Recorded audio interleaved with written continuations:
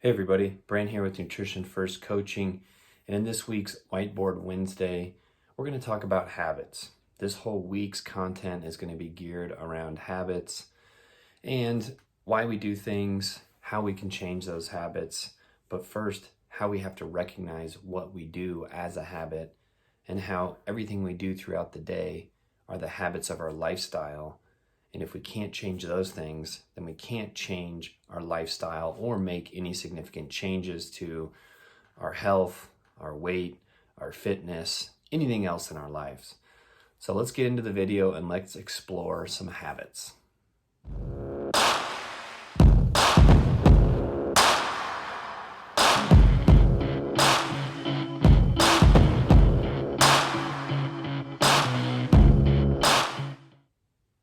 What is the anatomy of a habit? This comes from B.J. Fogg's book, Tiny Habits, and he has a certain method of how he describes how every habit happens. Now, I know this is at least the third or fourth book I've read on habits, everything from Charles Duhigg's book on what is a habit, and he talks about the motivation, behavior, and prompt, and Atomic Habits, which is a great book by James Clear that really talks about how little things can build into and how habits are these tiny little atomic particles that build into everything. But with B.J. Fogg's model, he looks at it more from a scientific standpoint. He is a well-known researcher and a professor at Stanford, so he has a lot of research to back this up. But anyway, let's talk about what the BMAP, or he likes to say the B equals MAP model. Doesn't ever say BMAP, so behavior, so that's the behavior that happens only when motivation and ability and a prompt all come together. So motivation is that you want to do it, ability is that you can do it, and the prompt is the cue to actually do the behavior. So if all three of these things are above this line, then the behavior is going to happen. So that typical almost mindless, a lot of times, habit is going to actually take place if all three of those things fall in line with each other. And we can purposefully do a habit, but a lot of times we just start falling into these habits in our lives.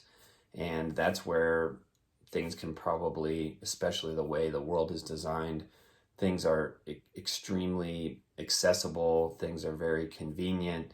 And usually when both of those things are put together, it's something that's not healthy for us. So let's talk about a health-related habit. This is a common one I hear from people is breakfast, is the morning commute, is everything to do with their health when it comes to what happens in the morning. And we're going to use this example of what happens when you get up and you're not prepared for breakfast and you stop at Starbucks because it's right along your way. How convenient. There's always a Starbucks on your way to work, on the side of the road you need, where you can just pull in, get what you need, and you're back on the same route. You're not having to cross the street. You're not having to change anything about your commute to work. And it's easy to go in there, get a nice latte frappuccino type of thing, and maybe, I need some, a muffin or a scone, or, even on the healthier end, I need egg bites from there. Well, not only does that cost you $10, it's also going to be 500 plus calories. So you want to stop that habit because it's something in your life that's causing you to gain weight. It's expensive. We can name off multiple things that aren't healthy about this habit. Lots of sugar in the drink. That's not good for your insulin sensitivity, your blood pressure. All these things happen. So here's a drill or an exercise I want you to do is I want you to pick out some of these habits in your life. He says 3 of these in the book, 3 habits you want to stop, and you're going to have to think about those habits. You're going to have to really specifically define them. So we're not going to say eat bad food. We're going to say I want to stop going to Starbucks in the morning on the way to work for my health and to save money. So you have this really specific thing you want to stop. I want you to think of 2 more of those in your life. Maybe they have to do with, I know this is a common one for me, is I want to be more organized, and I want to stop writing things down in different places and having all my thoughts scattered around different things. I want to be more organized and have them consolidated to one planner or notebook or habit journal. So that's another big one for me that's more health related. And I want to, on the physical side, I want to drink more water with electrolytes so that this helps with my connective tissue, and this prevents any injuries and helps with my recovery from my workouts and my training. But those are, kind of some similar ones. Those are some for me. You may have similar ones. The second thing you're going to do is, what is the prompt of that habit? So the best thing to do if it's a habit you want to stop is to make it harder. The best thing to do if it's a habit you want to start is to make it easier.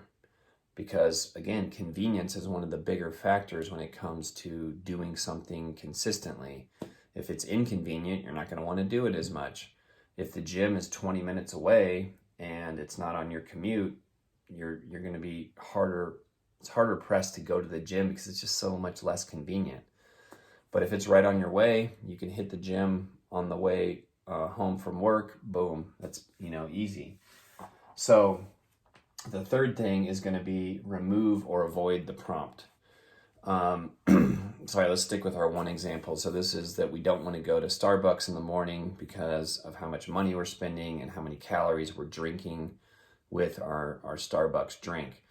So we need to remove or avoid that prompt. And so that may be changing how you drive to work.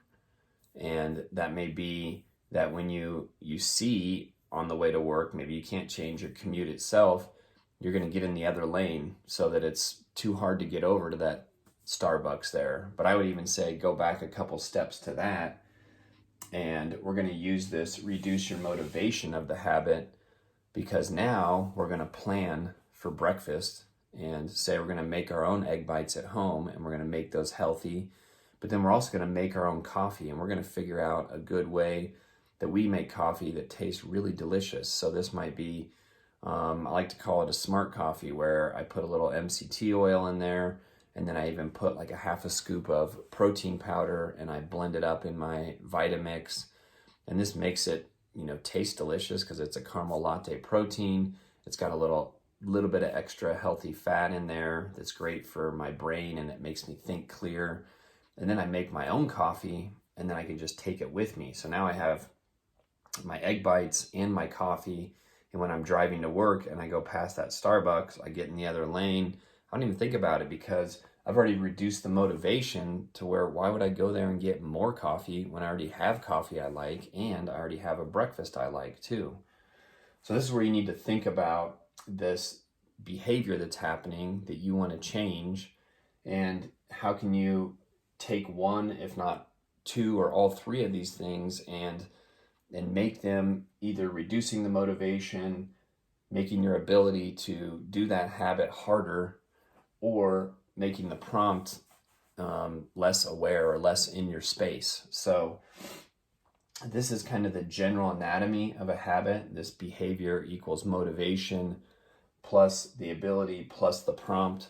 And if we can manipulate those things and we can make them work to our advantage, then we can essentially change any habit in our life. And we are just a collection or a sum of all the habits that we do on a daily basis. Another cool drill that he does in this book is you go through and you write down what are all the things you do habitually throughout the day, from the time you wake up till the time you go to bed. And you'll see these pretty interesting patterns of some of the things you do habitually and when you do them.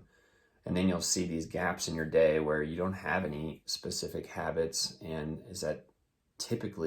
that's when you tend to kind of struggle with motivation or struggle with staying on task. And it's usually like after lunch, part of the afternoon, later afternoon, even sometimes into the evening, when people struggle a lot to to have healthy food prepared or to have something good to eat. And that's when a lot of people are like, hey, if I need to eat something because I'm hungry, so that's my motivation, I'm hungry, my ability to do something is pretty low. I don't want to go home. I don't want to prepare this food. I don't know how to. I don't have anything to make. So the prompt is, ooh, that smells good. Ooh, it's Chick-fil-A. I'm going to go by there and get me some Chick-fil-A. So you can see how these things simply happen just, in milliseconds in our lives. So I thought this would be an interesting topic to talk about. If this is interesting to you and you want to hear more about some habits, he has great things that we go through in the book, great exercises to work on, to recognize your habits, and to do things to kind of change through this model. If you want some more info on this, let me know in the comments below or DM me and just say, hey, what about this with behaviors? Or I always do this. What should I do in this instance? I'd love to answer those questions and talk more about the science behind our behaviors and how do we change these things and change our collection of habits to make us healthier, make our lifestyles healthier, and make us happier people in general. All right, thanks for listening and have a great week.